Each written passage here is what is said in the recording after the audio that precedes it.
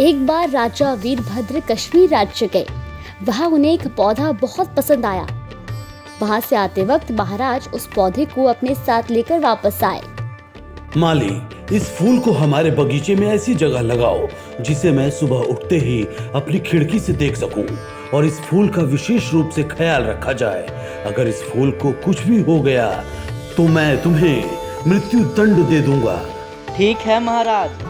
माली ने उस सुनहरे पौधे को बगीचे में महाराज की खिड़की के सामने लगा दिया, जिससे महाराज सुबह उठते ही उस फूल को देख सके। महाराज सुबह उठते सबसे पहले उस सुनहरे फूल को देखते और उसके बाद ही अपना कार्य करते। यदि किसी कारणवश उन्हें राज्य से बाहर जाना पड़ता तो महाराज उस सुनहरे पौधे को नहीं देख पाने के कारण उनका मन विचलित सा रहता था।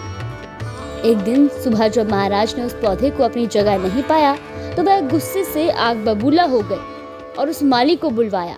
माली, वो सुनहरा पौधा कहाँ गया? महाराज, उस पौधे को कल शाम मेरी बकरी खा गई। महाराज ने जब ये सुना तो बिना सोचे ही उस माली को मृत्यु दंड की सजा सुनाई।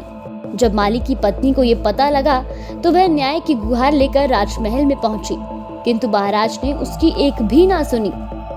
जब माली की पत्नी निराश होकर अपने घर को लौट रही थी, तभी राजमहल में एक सैनिक ने उसे तोंदुमल से मिलने की सलाह दी। वो तोंदुमल के घर पहुंची और पूरी बात बताई। तोंदुमल ने उसे किसी भी तरह से समझा बुझा कर अपने घर भेज दिया। अगले दिन सुबह माली की पत्नी चौराहे पर एक बकरी को डंडे से पीट रही थी। ये वही बकरी थी जिसने वह सुनहरा फूल खाया था।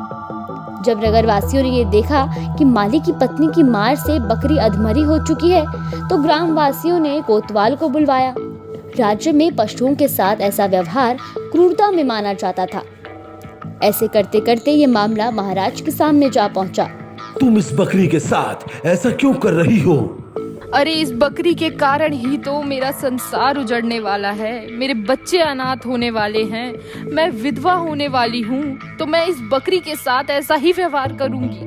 मैं तुम्हारी बात समझ नहीं पाया हूँ। भला यह बकरी तुम्हारा घर कैसे उजाड़ सकती है? महाराज, ये वही बकरी है जिसने आपका सुनहरा फूल खाया है, जिसके कारण मेरे पति को मृत्यु दंड मिला है। गलती तो इस बकरी की थी, लेकिन सजा मेरे पति को मिल रही है। असल में तो सजा इस बकरी को मिलनी चाहिए, इसलिए मैं इस बकरी को डंडे से पीट रही हूँ। तुम्हारे पास इतनी बुद्धि कहाँ से आई? अरे, ये सब तो मुझे पंडित तोंदुमल ने करने को बोला था। अब महाराज को पूरी बात समझ में आ गई। तभी महाराज ने सैनिकों को आदेश देकर माली को आजाद करा दिया।